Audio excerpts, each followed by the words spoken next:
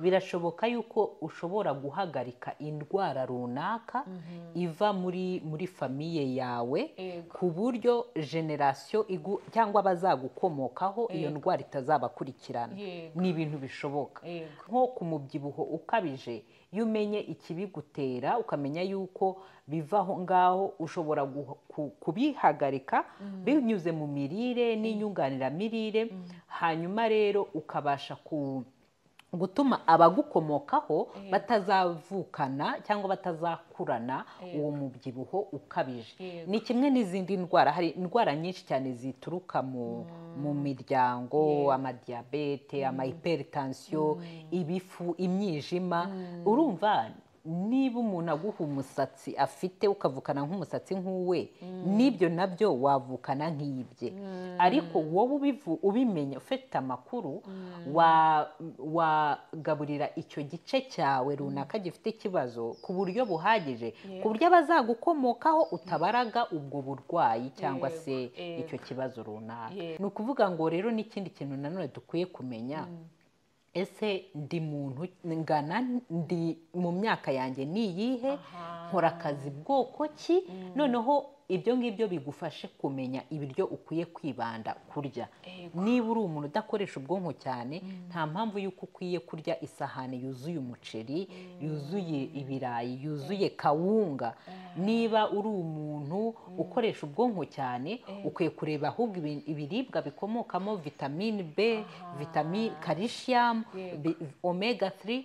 Nibyo ntibivuga yuko ukwiye kureka icyo kirayi cyangwa icyo kijumba, ariko ukamenya urugero wibandaho n'urwo uri bufate gakeya kuri yasa. Mu by'ukuri ntago kugira ngo umuntu abe mwiza agaragare neza bidependinga ku mubare w'ibiro afite, ariko kugira ngo ugire ubuzima bwiza biradependinga ku mubare w'ibiro ufite. Wabyanga wabyemera, ni uko nguko bimeze.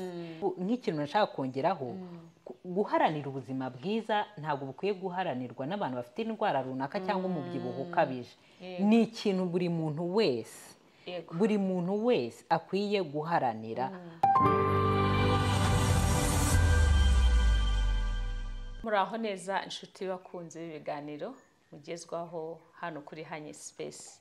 Turabishimiye cyane uyu munsi, tunashimira Imana. Hari Dawudi yaravuze ngo this is the day that the Lord has made. Uyu ni umunsi Imana yaturemeye kugira ngo twishime, tugubwe neza kandi tuyihimbaze. Tuyije kuyihimbaza gute rero? Mbazaniye umutumirwa mwiza uje kubaganiza ku bintu mwese nkeka ko mwari mukeneye. Tuje kuganira kuri cya gice nkunda cyane, igice gikubiyemo kugubwa neza mu buryo buri physical ubwo mvuga ni ukuntu ugaragara ku mubiri, ariko kandi ngo burya kari ku mubiri kaba kavuye ku mutima. Urakoze cyane mutumirwa mwiza, ndakwakiriye, ndanezerewe ko witabiriye ubutumire bwacu. Urakoze cyane kunyakira. Yego. Urakoze gusa neza, ariko se aya mabara byagenze bite? Sinzi ukuntu byagenze. Ni Mwuka Wera wabikoze. Niko bimeze. Yego. Nkaba nifuza rero ko wakwibwira abadukurikira, abakunzi bacu kuri Hanye Space, urabasuhuza, ubabwira uwo uriwe n'ibyo ukora. Murakoze cyane. Murakoze kunyakira kuri Hanye Space. Nitwa Theodette Mukabakunda. Ndi umunyarwandakazi, ndi umubyeyi, ndubatse.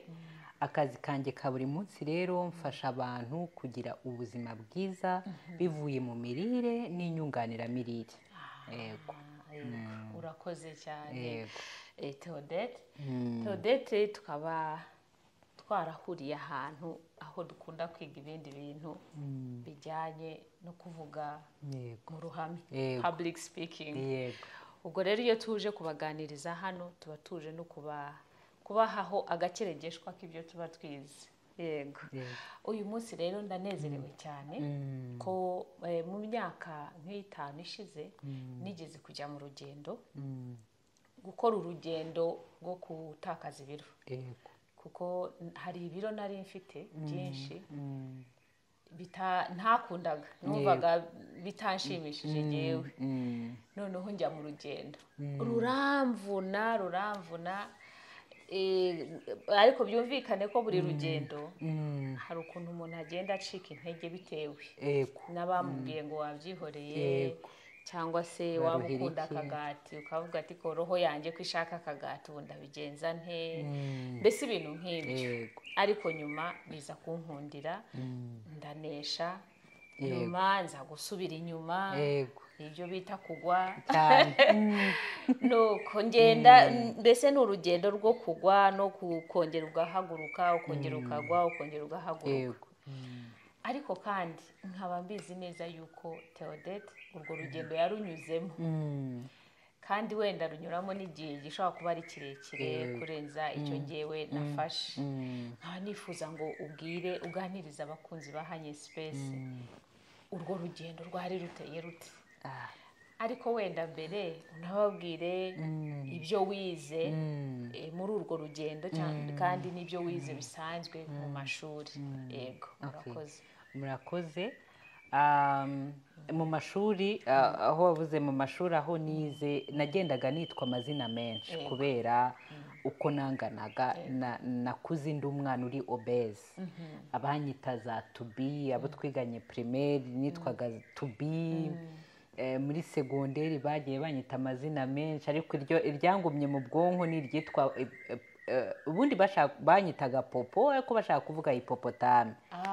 Yego, nuko ariko urumva kubera ko nyine nari nkiri umwana, burya hari ntacyo uba wumva wabikoraho, uba wumva nyine ari uko waremwe. Yego, hanyuma ndangije ngeze muri universite rero nibwo natangiye kuvuga nti oya, ngo nkwiye gukomeza kwitwa no mazina gutya, hari icyo nkwiye gukora. Ngaho aho urugendo rwanjye rwatangiriye ubwo hari mu mwaka wa 2012 na 2013, aho ngaho nibwo ntangiye muri universite. Yego, mu mashuri yanjye aho nize muri universite nize IT, ariko kubera urwo rugendo nanyuzemo byatumye mpindura kariyeri, mfata amahugurwa ku mubiri w'umuntu, imirire n'inyunganiramirire. Yego, rero ubu ngubu imyaka imajije kuba 10, uyu ni umwaka wa 10. Yego, nkora ariko kazi kanjye ka buri munsi. Yego, urakoze cyane. Wenda Theodette, hari akantu uvuze kandi rwose ngira ngo n'abanyeshuri nabo babyumve. Ntabwo byari bikwiriye ko abanyeshuri bita bagenzi babo hipopotame. Hari ibintu muri sosiyete nyarwanda tubwira abantu tutitaye ku kintu icyo ari cyo cyose, twe tukavuga ariko birakomeretsa cyane. Impamvu nkagarutseho ni uko mu by'ukuri amagambo arakomeretsa. Muri Bibiliya hari aho byanditse biravuga ngo ijambo usohoye rishobora kurema cyangwa rikica cyane. Bivuze ngo wowe umunyeshuri ukoresha imvugo idashimishije mugenzi wawe, ndabizi wenda bavuga bati ntago twari tubizi, ariko kandi ubwo turimo no gukora ubukangurambaga kugira ngo abanyeshuri bajye bazirikana ibyo babwira bagenzi babo. Nkibaza rero icyo gihe bakwitaga tubi, ubundi tubi kera njye nahenze ko ari ibintu byiza nyine, muri iyi minsi bavuga ngo ni ikibajo. Bakwitaga tubi bakakwita hipopotame. Ni ryari wumvise iryo zina rikubangamiye? Igihe cyose babinyitaga byarambagamiraga, kuko nari n'umuntu utandukanye n'abandi. Kwa kundi mu kigo nyine hari umuntu munini uzwi, igihe cyose byarambangamiraga cyose. Ubwo wari ufite nk'ibiro bingahe? Ndibuka ndi mu wa 2 segonderi nari mfite ibiro 85. Mu wa 2 85. Kandi ubu urumva ubu ngubu imyaka yanjye y'ubukure yararangiye, mfite metero 1 na santimetero 59. Ngaho ukabihuza n'ibyo biro, ibaze subira inyuma muri 2002 imyaka nari mfite ku biro 85. byari birenze, byari byinshi cyane. Yego. Nuko ubwo urangije segonderi ugiye kwiga ibijyanye n'imirire. Ubwo nagira ngo uganirize abadukurikira urwo rugendo rwari rworoshye, experience wagize muri urwo rugendo. Urwo rugendo ntabwo rwigeze rungora kubera yuko first of all ni njyewe wagombaga kubanza kwikoraho. Ego narutangiye ntanazi ko rubizagera ahangaha kubera ko ngeze muri universite nibwo umuntu abatangiye gukura. Buriya muri segonderi hari ibintu byinshi utitaho, tuba twambara imyenda y'ishuri, ibintu binini, ibishati binini, ntago biba bikubanga. Imyenda yo mu rugo wambara imyenda uyambara igihe gito. Ego hanyuma rero nibwo ngeze muri universite ntangiye kwambara imyenda isanzwe buri munsi. Noneho ntangiye kwikunda ko namajije kuba inkumi. Ngeze mu bantu tweganaga rero muri universite mbona ntandukanye nabo completely. Aho bahahira imyenda siho mpahira. Habaga amajinks meza ya caguwa kweri. Ngewe nageragayo bakambwira ati wowe ntago jya muri mangaze nkajya kugura ngo iz'abamama. Niko bambwira ngo wajya gushaka iz'abamama. Hanyuma rero ndavuga ko se ibi bintu niki nakora kugira ngo mbitakaze. Noneho nibwo natangiye kujya nabaza abantu nkora iki kugira ngo ngabanye ibiro.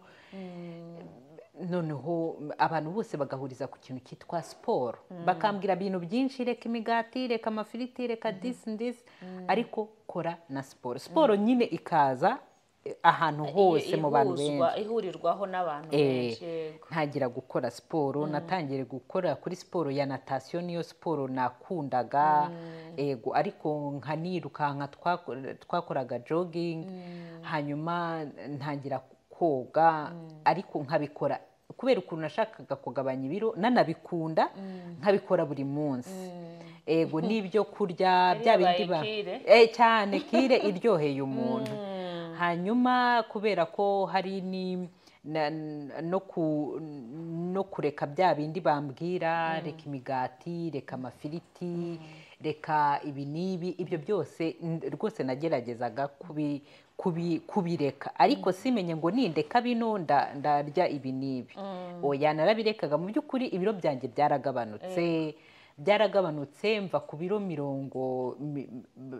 Urumva hari n'igihe utenipima n'ibiro kubera ukuntu uzi ko n'ubundi ndabizi ni byinshi, ndabipimira iki n'ubundi ko nzi ko ari byinshi.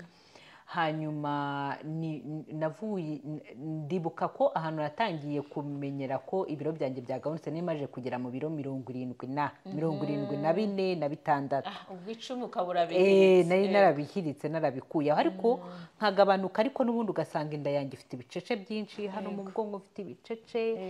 Ariko abo twiganye segonderi bo barambonaga bakavuga warananutse. Ariko umbonye ako kanya akabona yuko n'ubundi nkiri overweight. Nanifite n'ubundi nari mfite ibiro byinshi. Bikaguca intege. Hanyuma nza kubwirwa inkuru na murumuna wanjye. Arambwira ati rero hari umwana twiganye afite mama we mbere yazaga kumusura byibushye, ariko ngubu asigaye aza kumusura hanyuma n'ubundi afase mu by'ukuri ikintu cyangabanyiriza ibiro na nkora siporo, ndeka sindya ibi n'ibi, ubwo ikindi nsigaje ni igiki. Hanyuma ariko nza gutega amatwi. Ikintu naje kuvumbura nuko kuba mbyibushye cyangwa kuko narekaga siporo nk'amezi nk'abiri, ibiro natakaje nko mu mezi 8 bigahita byongera bikagaruka. Donc gutakaza ibiro bikantwara ingufu nyinshi, ariko kubigarura bikaza ako kanya. Hanyuma nza kumenya ko kuba ibiro byanjye byiyongera cyane kurusha abandi ni ukubera yuko mu mubiri wanjye mfite cells cyangwa se abasirikare b'umubiri bibyara mu buryo budasanzwe.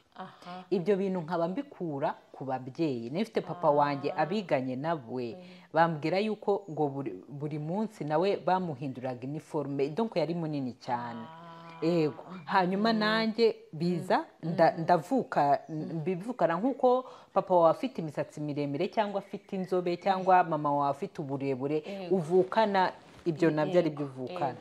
rero niba afite n'uburemangingo bwibyara mu buryo budasanzwe, abyibushye cyane, afite ikibazo runaka wenda cy'igifu, afite ikibazo wenda runaka cy'umwijima, nawe ibyo bintu uvukana,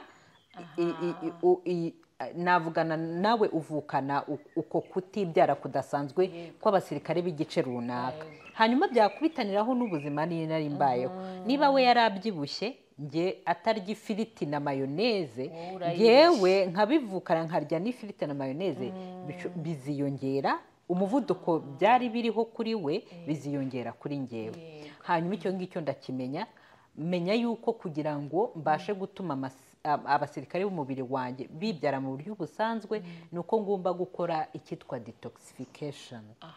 Detoxification ngakura mu mubiri wanjye abo basirikare bibyara mu buryo budasanzwe, ariko noneho nkanahereza n'intungamubiri zihagije abasirikare mfite, ku buryo bibyara mu buryo buri normale, bundi bushyashya. Aho ngaho nkabasha kugabanya ibiro, ariko nkabasha no kubi maintaininga, kubigumana by'igihe kirekire. So ngaho rero aho ngaho kuko hanze aha ngaha hari amakuru menshi atubwira ngo nturye ifiriti, nturye umugati, ntunywe amata, ntukore ibi, ntukore ibi. Ariko ako kantu wari uvuze kuko bishobora kuba bituruka muri genes, ntabwo abantu bakunze kukitaho cyane. Ubwo rero ndumva nshaka muri iki kiganiro ko wafasha wenda ni nko gushimangira ko abantu bakwiriye gusuzuma, akanareba ugatereraho amaso inyuma ukareba uti ese ubundi wacu biteye bite, turabyibushye muri rusange, birashoboka ko ariho mbikura. Kuko koko hari abantu benshi bibaza ngo ariko ko ntarya, ko ntanywa ibi, ko nkora siporo ntibikunde. Icyo numvise rero ni icyo ngicyo ngira ngo wenda use n'ugishimangira, kugira ngo abakunzi ba Hanye Space, wowe warwanaga no kugira ngo utakaze ibiro byarakunaniye, usuzume ibi ngibi Theodette arimo kutubwiraho. Cyane ni ibintu nahuye nabyo cyane. Umuntu akambwira ati ngewe nariyakiriye umubyibuho wanjye, mama niko yanganaga, terega iwacu twe ntitujya tubyibuha, nako ntitujya tunanuka, nuko turemye rwose ibyo ngibyo. Ariko ngewe hari nanyomoje yuko atari uko nguko bikwiye kumera. Birashoboka yuko ushobora guhagarika indwara runaka iva muri famiye yawe, ku buryo generasiyo cyangwa abazagukomokaho iyo ndwara itazabakurikirana. Ni ibintu bishoboka. Nko ku mubyibuho ukabije, iyo umenye ikibigutera, ukamenya yuko biva aho ngaho, ushobora kubihagarika binyuze mu mirire n'inyunganiramirire. Hanyuma rero ukabasha gutuma abagukomokaho batazavukana cyangwa batazakurana uwo mubyibuho ukabije. Ni kimwe n'izindi ndwara, hari indwara nyinshi cyane zituruka mu miryango, amadiyabete, amahypertension, ibifu, imyijima. Urumva niba umuntu aguha umusatsi afite, ukavukana nk'umusatsi nk'uwe, n'ibyo nabyo wavukana nk'ibye. Ariko wowe ubimenya, ufite amakuru, wagaburira icyo gice cyawe runaka gifite ikibazo ku buryo buhagije, ku buryo abazagukomokaho utabaraga ubwo burwayi cyangwa se icyo kibazo runaka. Ibyo byo ni ibintu bishoboka cyane rwose. Urakoze cyane. Hanyuma ndimo kwibaza, hari icyo bita self care mu Cyongereza, cyangwa kwiyitaho ubinyujije mu mirire myiza, n'ibyo wari utubwiye, inyunganiramirire. Nagira ngo use n'usobanurira nanone abakunzi bacu, abantu dushaka ko bahinduka bakaba abantu bazima buzuye, binyuze mu mirire, mu masomo wafashe, noneho wowe wikoreye, navuga ngo wabaye igitambo cyacu. Ubwo ngubwo wemeye gukora ibyo utari uzi ko bishoboka, ukoze detoxification. Ubwo duhera aho ngaho, nyuma ubwo detoxification wakoze iteye ite? Ese udukurikira, ese icyamushishikaza kuyikora? mu by'ukuri imana yaturemeye ibihingwa ibimera kugira ngo bidutunge, byagakwiye no kuba byadutunga, ariko bitewe n'uko isi navuga ko igenda isaza n'ubutaka duhingamo bugenda busaza, bituma mu by'ukuri tutabasha kubona akamaro ka bya bihingwa ku buryo buhagije.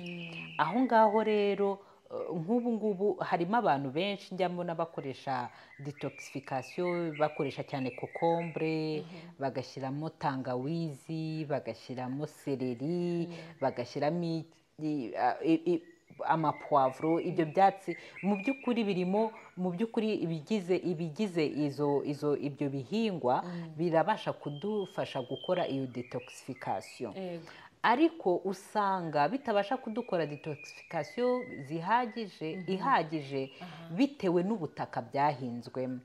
Kuko kugira ngo karoti, iyo ujya kurya karoti cyangwa kokombure, ntago umusirikare w'umubiri yakira kiriya kintu ubona cya karoti na kokombure, ahubwo yakira ikiyigize, nutrients, ikigize ya kokombure na ya karoti. Noneho rero iyo iriya karoti n'iriya kokombure bibikura mu butaka, noneho buriya butaka rero niba bwarashaje, ari ngombwa yuko hongerwamo ikindi kintu kugira ngo cya kintu cyere. Ni ukuvuga ngo na ya karemano ya ya karoti nayo yaratakaye, uri bubibona ariko kuri percentage ntoya, ku buryo ukora iyo detoxification y'izo karoti n'amakokombure ntabwo aba ameze nk'utabikora, ariko ushaka detoxification navuga ko yuzuye 100%, hari ikindi kintu agomba kongeraho, ibyo ngibyo ntibihagije. Yego rero mu buryo bw'iterambere urabona yuko ibintu haza ikibazo ariko hakaza n'igisubizo. Hari twese turazi igikakarubamba, turabizi twese, usanga n'abantu benshi bagatera igikakarubamba, niyo atabagikora abazi ko wenda nakomereka ahantu ari bugisigeho, turakizi nk'umuti ukomeye. Rero hari ubushakashatsi bwakozwe, hasanga hari ubwoko bw'ibikakarubamba burenga 300. Muri ubwo bwoko rero harimo ubwangiza umubiri, harimo n'abantu bambwira yuko bajya bagikoresha, njya mpura nabo bakambwira ati ngenda ndagifata nkagitonora nkagikora, narakihingiye ndagifata. Ako harimo ubwoko burenga 300 bw'ibikakarubamba. Muri ubwo bwoko burenga 300 ubwinshi bufitemo na acide nyinshi, ku buryo wayinywa ikagira ikigufasha, ariko nanone hari icyo yangiza, kuko iyo acide nyinshi nayo irajya kwangiza igifu, yangiza n'impyiko. Rero ni ngombwa ngo niba ugiye kunywa n'icyo gikakarubamba, ubanza umenye iki gikakarubamba ngiye kukinywa gute, ni ikihe. Rero hari uburyo bwakozwe, hari ubwoko bw'ibikakarubamba burenga 300. Hari kimwe cyitwa barbadensis. Icyo gikakarubamba rero ni igikakarubamba cyera ahantu mu butaka bwumye, bujya kumera nko mu butayu. Icyo gikakarubamba gifasha gukora detoxification 100%. Rero ntago mu Rwanda tubasha kukibona, mfite abantu nkorana nabo bari muri Amerika babasha kukingezaho, ni nacyo nakoresheje, nuko kibasha gukora detoxification ihagije mu mubiri w'umuntu. Ndaza kubabwira aho nkorera ku buryo ugikeneye twabonana.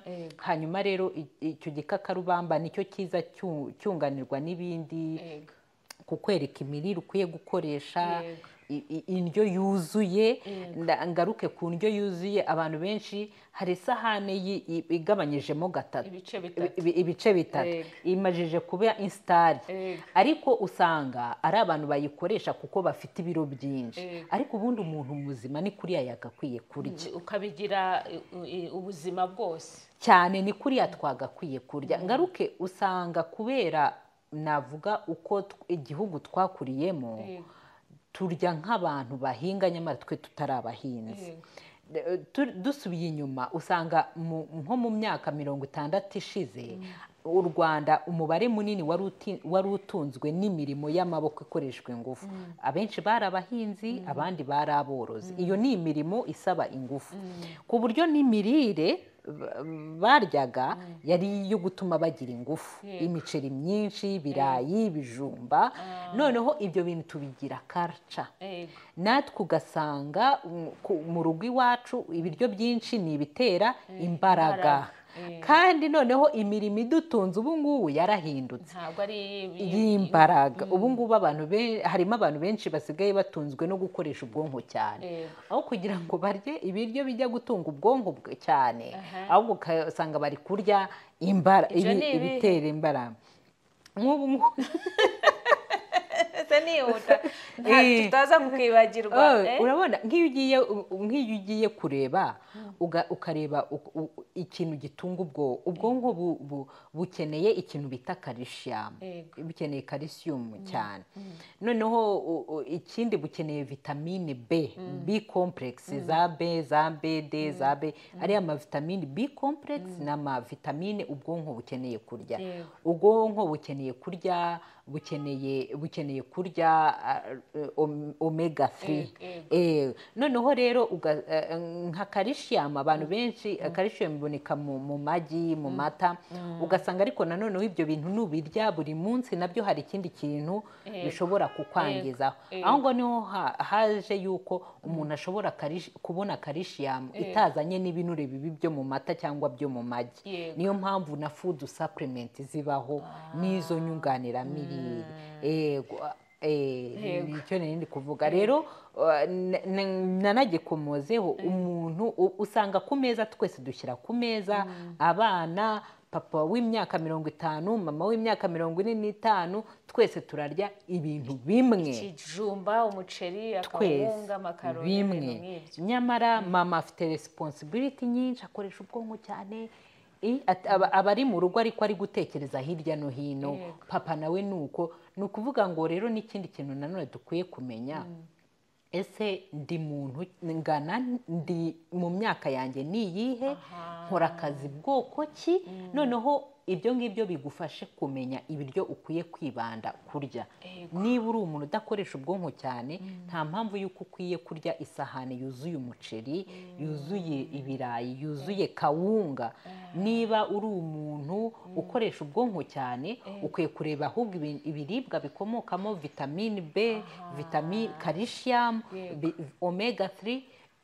Ntibivuga yuko ukwiye kureka icyo kirayi cyangwa icyo kijumba, ariko ukamenya urugero wibandaho n'urwo uri bufate gakeya kuri ya sahani. Icyo ni ikintu rwose dukwiye kuzirikana. Ni nabyo bituma tubasha nko kugabanya nk'ibyo biro. Niyo mpamvu bituma tubasha kubigabanya, kuko ntago wambwira ngo nimba ukoresha ubwonko cyane ngo uzamanaginga ngo iriya sahane gusa ngo bikunde, kuko gukoresha ubwo bwonko cyane utabugaburira bizagira ingaruka ku misemburo. Iyo misemburo niba itaringaniye, kugabanya ibiro bizaba amateka, uzahangana nabyo ariko byange. Rero ni kumenya imyaka ugezemo, akazi ukora, aho ukomoka, mu muryango wanyu ni izihe ndwara zikunda kwibandwamo.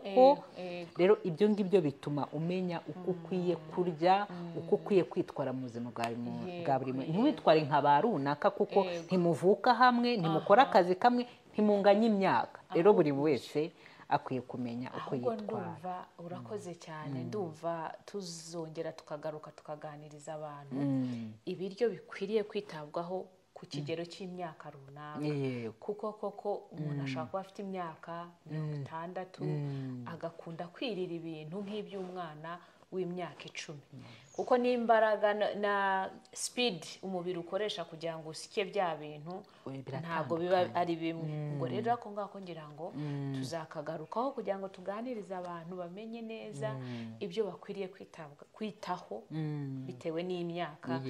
Ariko hari akandi kantu uvuze nako ngira ngo wenda tuzagacukumbura cyane.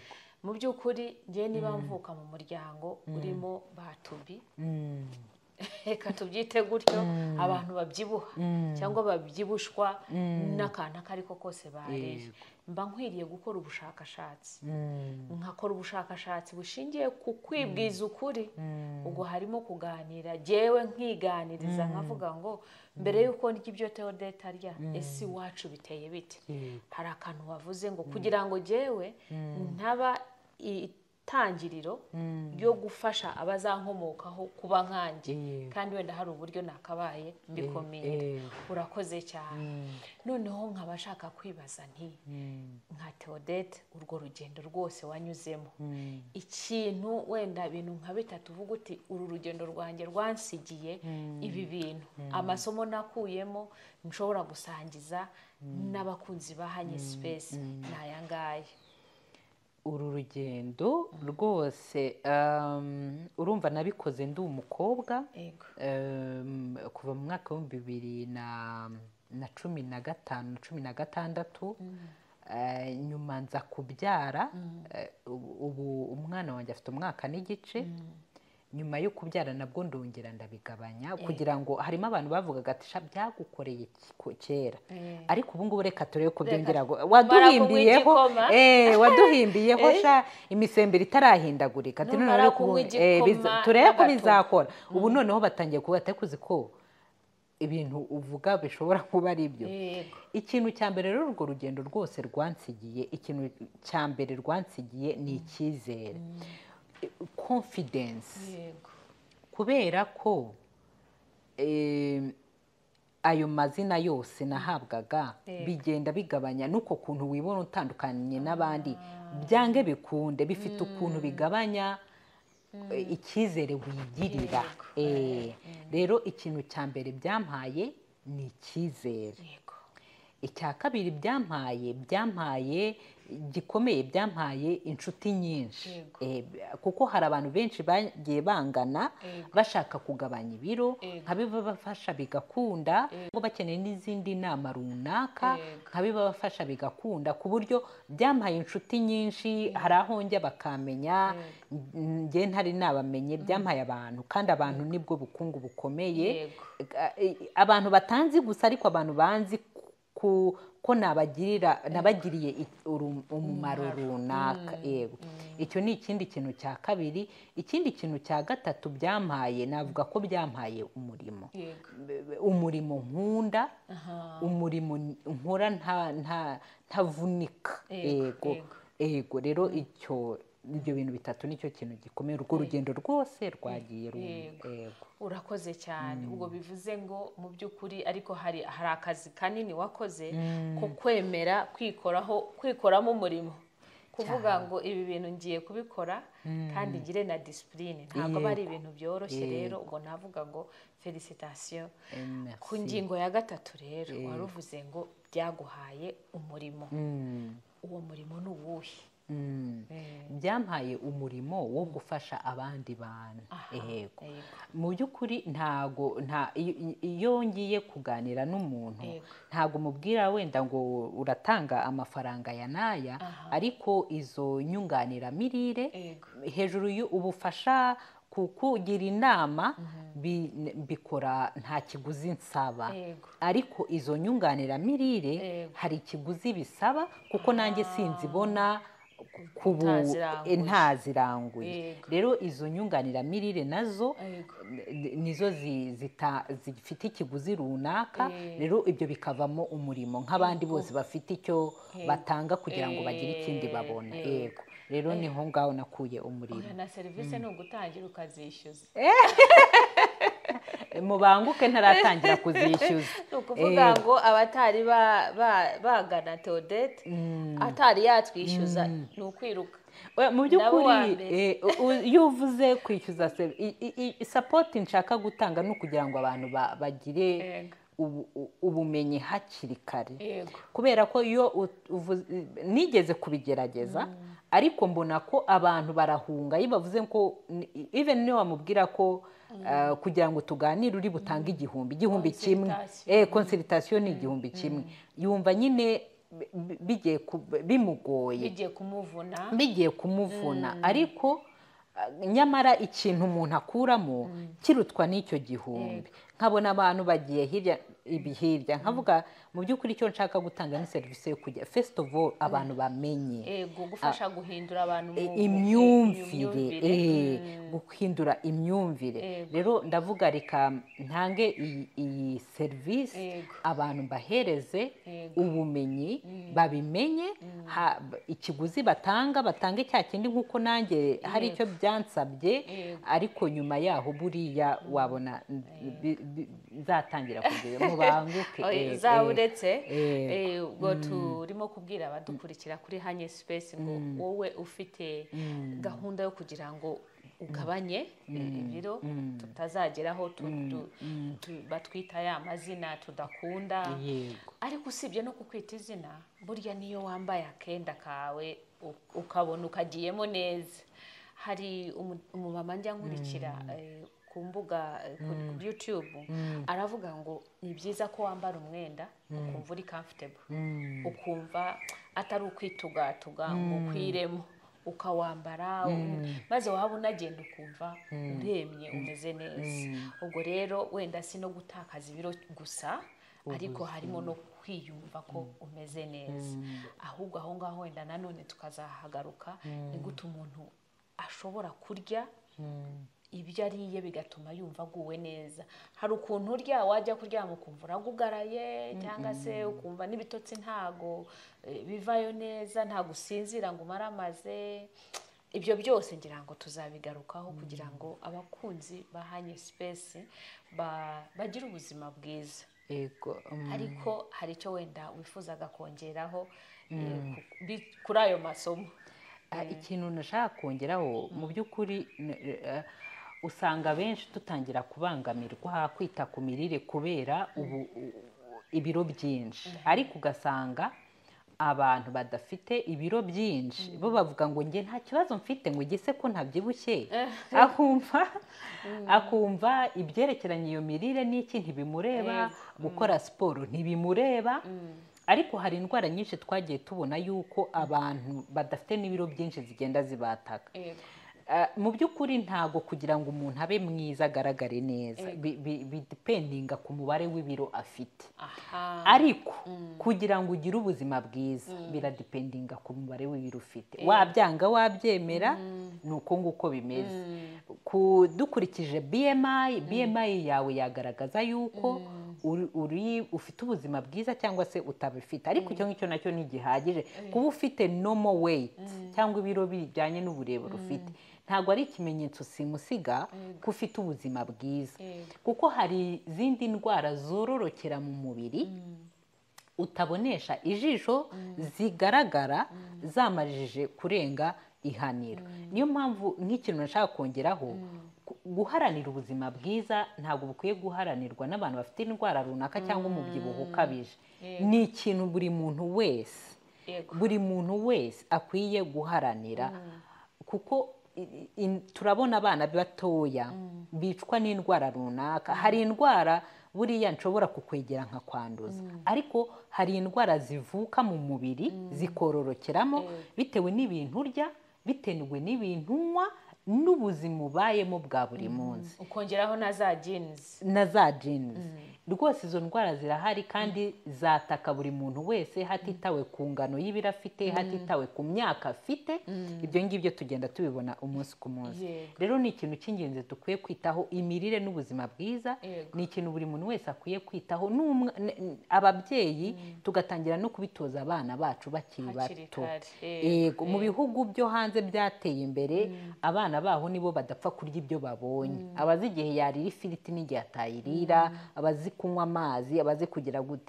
Ariko inaha ngaha umwana ashobora kumara icyumweru arya umuceri, ifiriti n'agasosi k'inyama, banabitegura ku meza, ukwezi kugashira. Umuceri w'abana, isosi y'abana, n'agafiriti n'akamayoneze. Noneho ubu ngubu basigaye bashyize no mu ngo, noneho nsigaye mbona ketchup.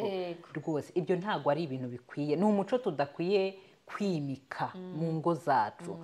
Turye neza, ntibivuze ko ibyo biryo tutazabirya, ariko ubirye rimwe na rimwe mu rugero, kuko ikindi kintu nshaka kongeraho, ntabwo dufite umuco wo gukora check up y'umubiri wacu, ku buryo ndibuka mu mushyikirano w'ibihumbi na 2023 cyangwa na 2022 niba ntibeshye, nibwo minisitiri w'ubuzima yavugaga yuko indwara zidakira niko zitwa ziri kwiyongera mu gihugu cyacu, kandi inyinshi 90% abantu bazijyana kwa muganga zimajije kugeraho abaganga batakifite icyo bazikoraho.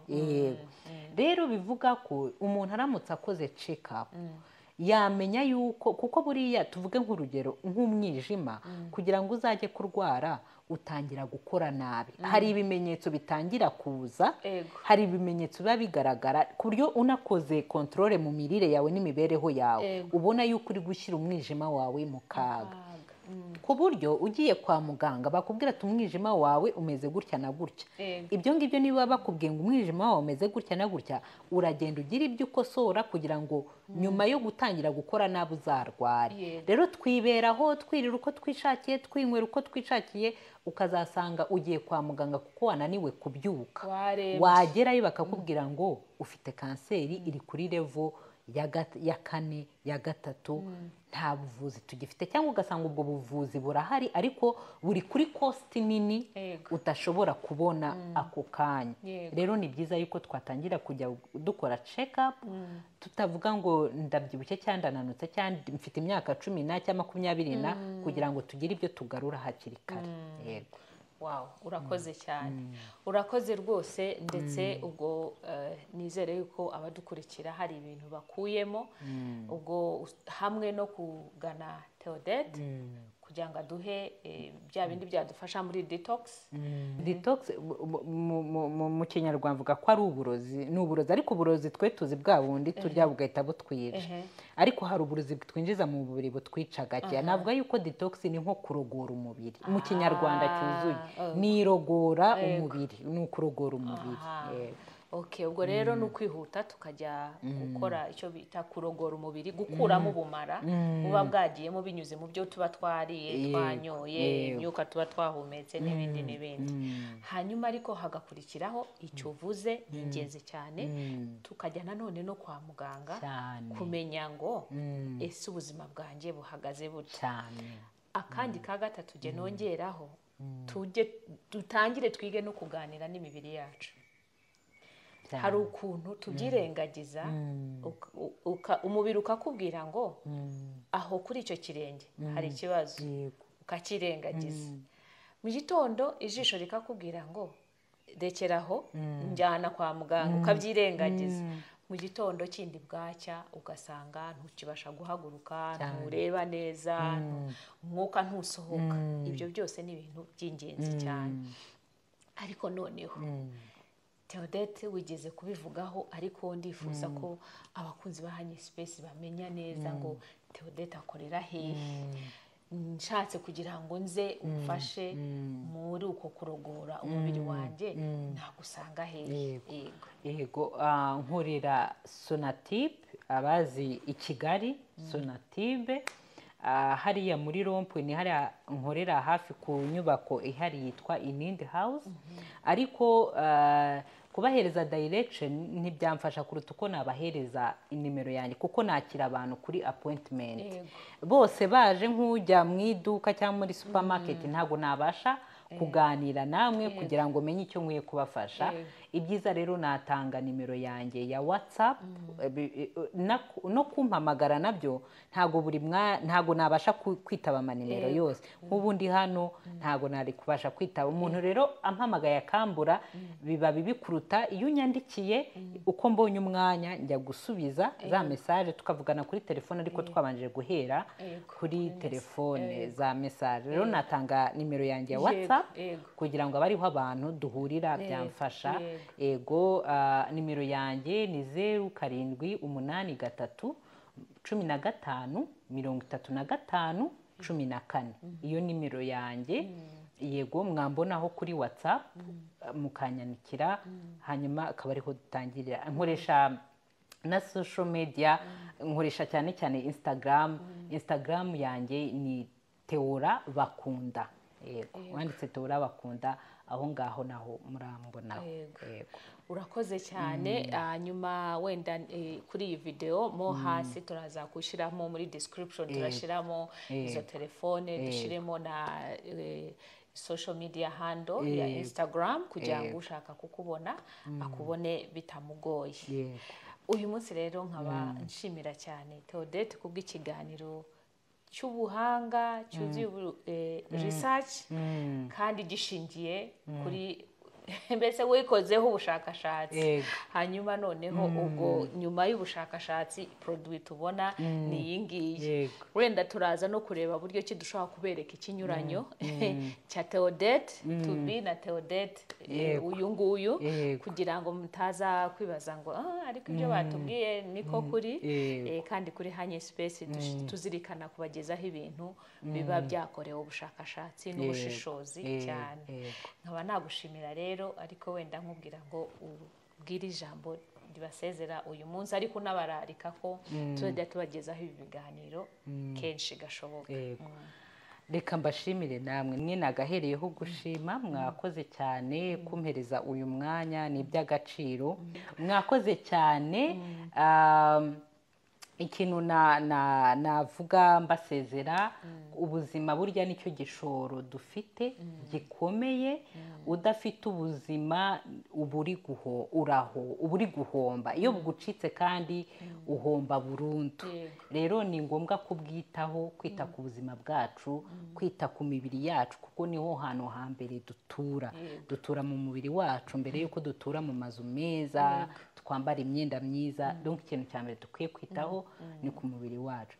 Murakaza neza, twishimiye kuzabafasha kubashaka kugira ubuzima bwiza no kumenya ikindi kintu bashobora kuba bakongera ku byo bari basanzwe bakora kugira ngo barusheho kugira ubuzima bwiza. Tuzabakira neza, kandi nanoneho n'ibi biganiro mukirebe, mugisangize n'abandi.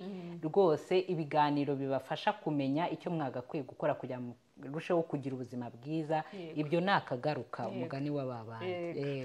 Urakoze cyane. Mu Kinyarwanda baravuga ngo amagara araseseka ntayorwa. Ni ukuvuga ngo tugerageze tuzirikane kutajya mu murongo wo kuyora amagara yacu. Ndabashimiye rero cyane, nanjye mbabwira ngo niba mutari mwakanda kuri subscribe, mukore like, mukore na share. Ariko ikiruta byose muduhe na comments. Ni ukuvuga ngo muduhe wenda ibibazo byadufasha kubagezaho ibindi biganiro byakubaka wowe, byakubaka abo mubana, byakubaka igihugu ndetse n'isi yose muri rusange. Mwibuke ko hano kuri Hanye Space ikigamijwe ni ukugira ngo tube abantu beza, bafite umutekano, buzuye mu buryo bw'amarangamutima, mu buryo bw'umwuka, mu buryo buri physical, mu buryo bwa gafaranga ndetse n'uburyo buri social. Turabashimiye rero, turabararitse, naho ubutaha. Murakoze.